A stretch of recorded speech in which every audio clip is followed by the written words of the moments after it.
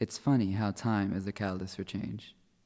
Growing up, I never had opportunities for luxurious activities like traveling. That sentence gave me the opportunity to leave my home in Miami to a new continent for the first time in my life.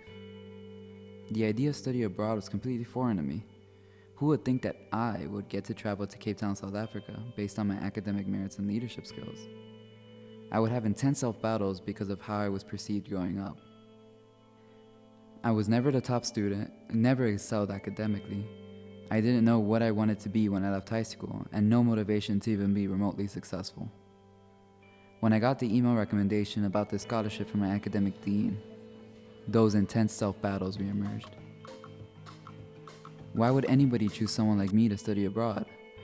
Why would they get a student from some unknown school? Why would they choose an English major? They are going to choose someone better than me.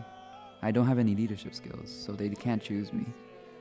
I'm not successful, therefore I'll never be successful. I'm just not good enough. That was in August. By September, I stayed up many nights to complete my application. I was hopeful, but in the back of my mind, I had an anticipation that I will not be chosen. By mid-September, I heard nothing, reaffirming my own doubts. By October, everyone close to me waited for a response, while I moved on from it. By late October, I was told I needed to believe in myself, just a little bit. It's funny how time is the catalyst for change. By early November, I got the phone call.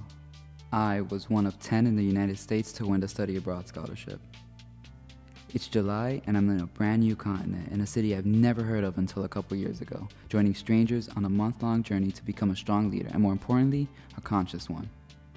On this journey, I paint a wall for a school with laughing, smiling children that do not have a care in the world.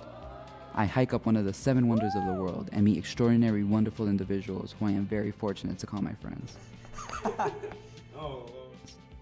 I am living the time of my life. But the running isn't over.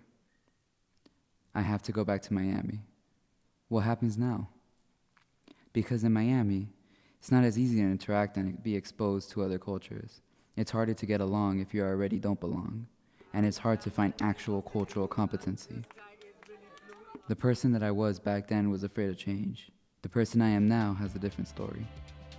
He has sprung from his shell and has realized he can have the world in his hands if he just works hard enough for the things he wants. We all have our doubts and fears. How we challenge them and overcome them creates who we are. And when we have our own doubts or people bringing us down, telling us what we can't do, we only say one thing: watch me.